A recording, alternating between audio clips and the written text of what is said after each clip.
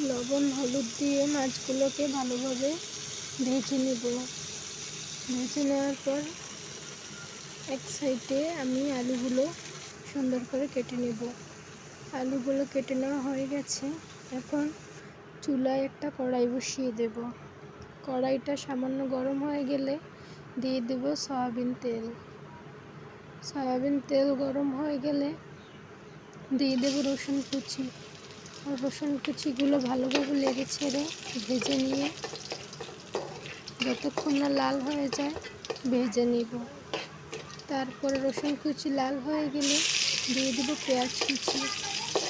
পেঁয়াজ কুচিটা যে যার পরিমাণ মতো পেঁয়াজ কুচি দিয়ে ভালোভাবে ভেজে নেব। ভেজে নেওয়া হয়ে গেলে দিয়ে দেব পরিমাণ মতো পানি। পানি দিয়ে এখন আমি সব গুঁড়ো মশলা অ্যাড করব।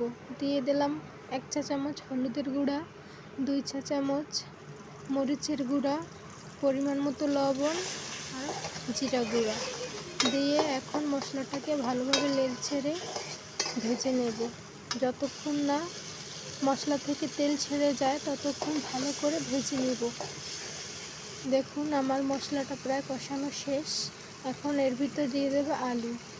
আলু দিয়ে কিছুক্ষণ ভালো করে নেড়ে চেড়ে কষিয়ে নেব।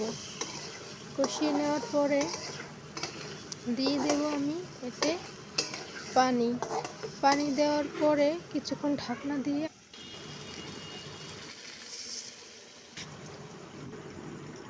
আলুটাতে পানি দিয়ে দেব। পানি দিয়ে দেওয়ার পরে এখন আমি একটা ঢাকনা দিয়ে ঢেকে দেব যতক্ষণ না বলক উঠে যায়। এই যে দেখুন অলরেডি বলক উঠে গেছে। এখন আমি মাছগুলোকে অ্যাড করে দেব। মাছগুলো অ্যাড করে দেওয়ার পরে অবশ্যই খেয়াল রাখবেন পানিটা যেন বলক ওঠে। তারপরে মাছগুলো অ্যাড করবেন। এতে হয় কি মাছগুলো ভেঙে যাওয়ার কোনো চান্স থাকে না। তারপর দেখেন আমার রান্না প্রায় কমপ্লিটের দিকে।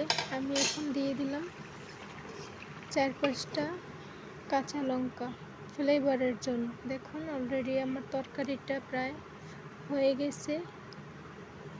সবাই সাবস্ক্রাইব